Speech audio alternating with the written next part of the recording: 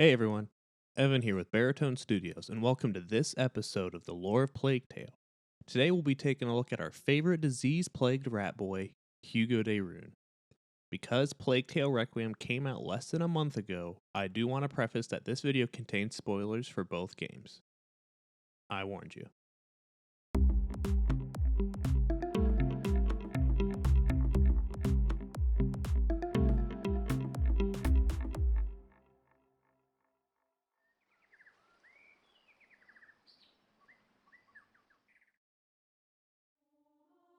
Hugo De Rune is the younger brother of Plague Tale's main protagonist, Amicia De Rune. Hugo is the carrier of the Prima Macula, a curse that makes him extremely dangerous and unstable to anyone around him. Full of innocence and desperation to explore the world, Hugo's naivety, as many other children are his age, creates a multitude of problems for Amicia and other characters through the Plague Tale games. As the macula becomes stronger inside him, so does Hugo's powers. But the consequences of this double-edged sword result in the cataclysmic suffering of the world around him.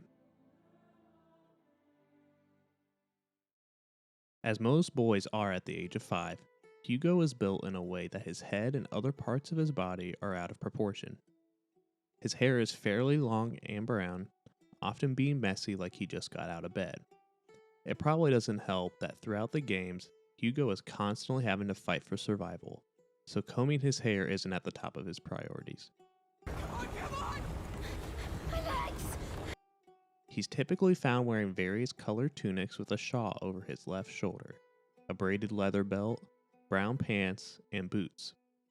Special outfits include a black tunic with a black embroidered Inquisition symbol after Hugo spends time with the Inquisition, as well as the memorable costume from the Child of Ember's cult ceremony in the second game. As the macula slowly spread throughout Hugo's body, however, his clothes could hardly cover his darkened veins sprouting from the base of his neck and traveling to the corners of his mouth and eyes. Hugo is the dictionary definition of a child in a new world, being innocent and naive to his surroundings. He doesn't understand many basic concepts that others find to be basic knowledge, such as the true power of the macula or how his emotions affect the spread of the plague. Hugo's genuine sympathy and thoughtfulness for others leads him to constantly apologizing to Amicia for being a burden, as well as to the large number of dead he encounters. Hugo's isolation his entire life has led to him wearing his heart on his sleeve, having been conditioned to speak with his mother at all times of the day, often bluntly and straight to the point.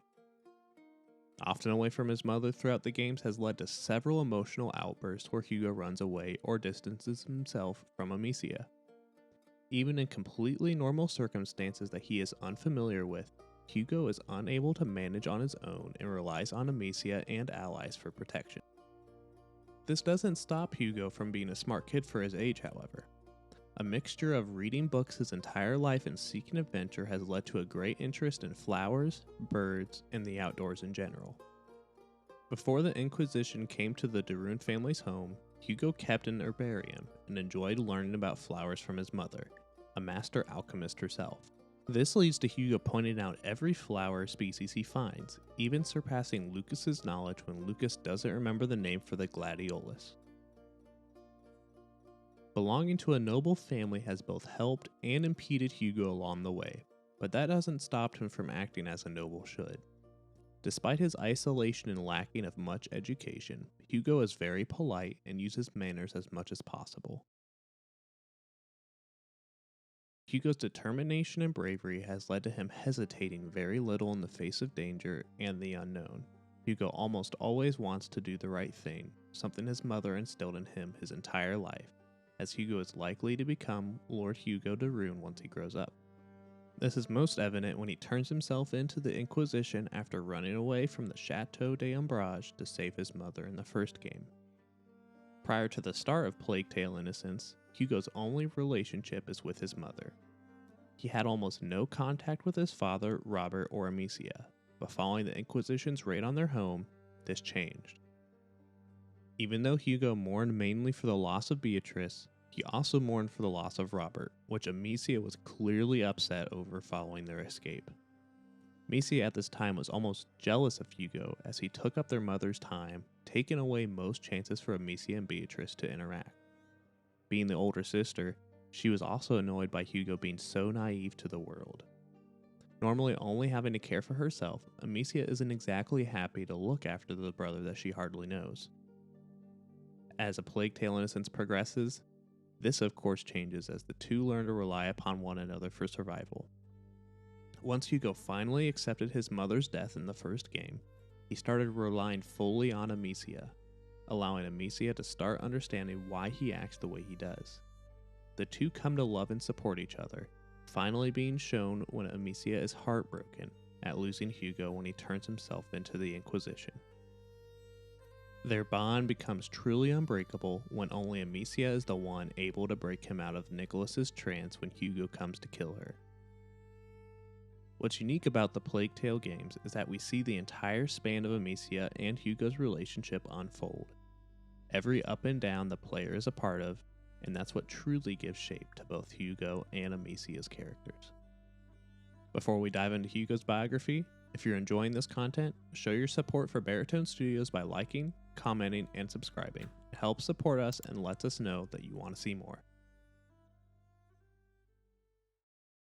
Hugo De Rune, also known as the Chosen One, the Bearer of the Macula, and the Child of Embers, was born in 1343 to Robert and Beatrice of the De Rune family in Aquitaine, France.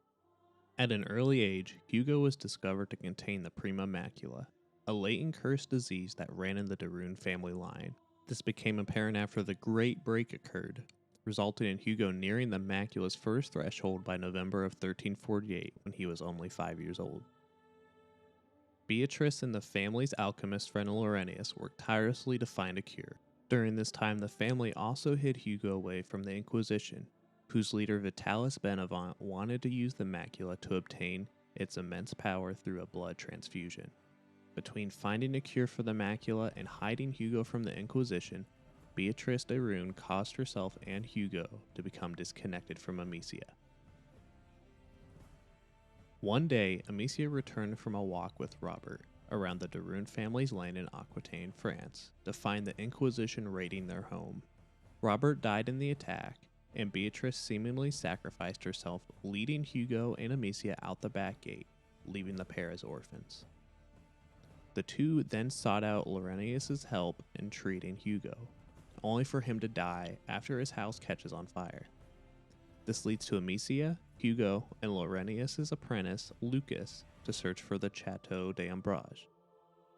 On the way, the group is captured by the English army, where Hugo is recognized and imprisoned to be sold back to the Inquisition, but they are able to escape thanks to the help of some thieves. Once at the Chateau d'Ambrage, Hugo has his first taste of peace, exploring the castle and finally having the time to mourn the loss of his parents alongside Amicia. Despite the peace, the macula continues to spread, with the dark veins spreading up Hugo's neck towards his face. Following a trip by Amicia to find a book with clues about curing Hugo, he overhears Amicia and several friends reveal that Beatrice is in fact alive. The news causes Hugo to faint as his symptoms worsen. The macula continues to progress at a dangerous state, giving Hugo a fever and splitting headaches while he is unconscious. A successful trip by Amicia and Lucas to their mother's laboratory produces a treatment that slows the macula's spread and eases Hugo's symptoms. The next day, Hugo runs away to the Inquisition in search of his mother. At the Inquisition's bastion, Hugo undergoes tests and has blood drawn in order to give to Inquisitor Vitalis. Unable to see his mother, Hugo escapes and finds her himself, where Beatrice helps Hugo fully surpass the first threshold. With no options left, Hugo fully awakened his powers and is able to control the rats. However, they are still captured by Vitalis. Hugo is then brainwashed into finding Amicia and trying to kill her. After a month away from Amicia, Hugo returns to the Chateau d'Ambrage and attacks it under the direction of Sir Nicholas. Despite the brainwashing, Amicia is able to break through and convince Hugo to forgive her for lying about their mother's death. Hugo then kills Sir Nicholas, and the group decides to attack the bastion with Hugo's new powers to rescue Beatrice. Once at the bastion, Hugo and Amicia fight their way to Vitalis, finding him surrounded by dead followers who he sacrificed to feed his own horde of rats. Now with Hugo's blood in his system, Vitalis is able to attack the duo. Amicia and Hugo work together and eventually are able to defeat Vitalis.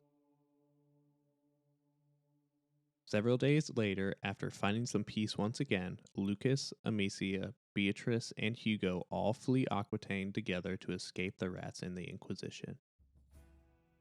Now starting in A Plague Tale Requiem, the group travels to Provence, France. Here is the home of the group of alchemists called the Order, and they have agreed to provide refuge to the De Rune family while seeking treatment for Hugo. Seeming to find some peace at their new home, the macula soon starts to flare up, bringing the rats to the region. Beatrice and Vaudin, a member of the Order, work to treat Hugo while the condition of the city worsens. Eventually, Vaudin arranges for the group to escape by boat to the Order's headquarters in Marseille, but not before the city is destroyed by the rats. The group is able to narrowly escape while Vaudin dies during the chaos. Upset by the others wanting to lock Hugo up, Amicia convinces Hugo to stay behind after an ambush by Arnaud later on down the river. Beatrice and Lucas sail away down the river as Hugo and Amicia plan to find the island that Hugo has been dreaming of. Here, Hugo believes it's the cure to the macula. Eventually, the two are pursued by soldiers from Provence, but are able to escape. They then stumble upon Arnaud once again, but this time, he comes in peace. Arnaud offers to arrange transport to the island from Hugo's dream, Lacuna, in exchange for protection from the rats after witnessing Hugo's powers. Arnaud takes the two to a smuggler friend of Sophia, who then agrees to take them to the island. Once they all arrive, they discover that the island's residents worship a pagan deity called the Child of Embers. The island is under the control of Count Victor and his wife, Countess Emily. Upon learning this, Arnaud tries to convince Hugo to summon the rats to kill Victor for some unknown reason. Amicia is able to thwart Arnaud's plan, which leads to his arrest. Hugo and Amicia are then brought in as guests of the Count, allowing Hugo, Amicia, and Sophia to fully explore Lacuna without having to sneak around. However, they soon learn that the Child of Embers the island worships is actually a previous carrier of the macula. The trio discover an ancient order temple and sneak into a cult ceremony, where they learn that there is no cure on the island. In place of the cure, the trio learns of the carrier Basilius and his protector Aelia. Thinking this may be a clue to possibly finding treatment, they head to a chapel where Aelia was imprisoned after going against the Order's wishes. Here they find slavers who offer human sacrifices to the Child of Embers.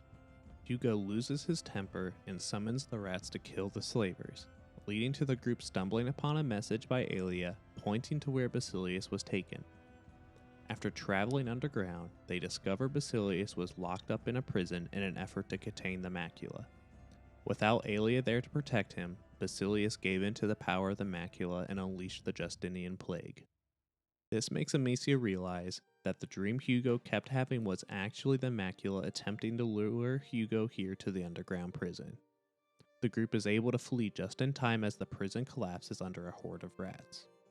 The group returns to the palace of the Count as they learn the entire island is under siege. Upon return, Hugo and Amicia learn that Beatrice and Lucas are there, waiting, safe and sound. The Count then lures Amicia away from her family, trying to kill her after explaining that the couple wants to take Hugo since Emily is convinced that he is the Child of Embers.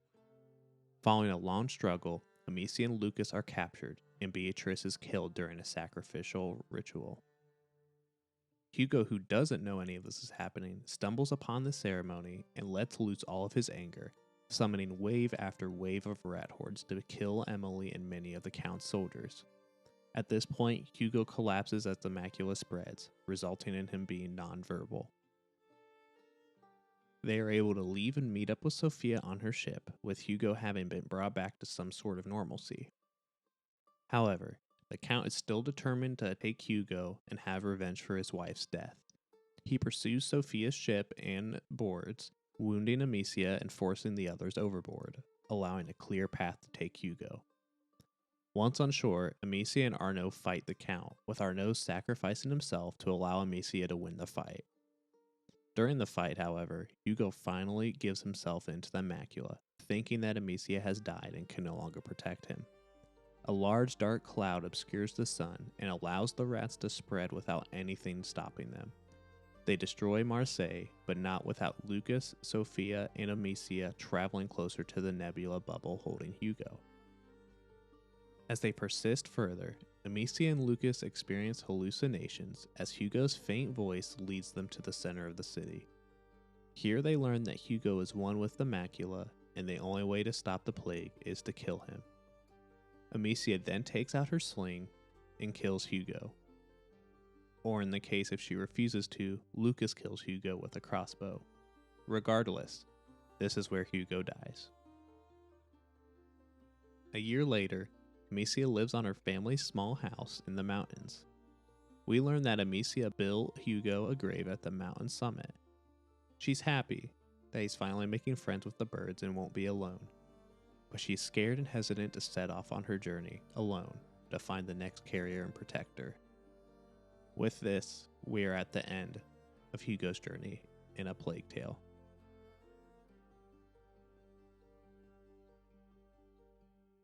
So there we have it, everything we know about Hugo De Rune.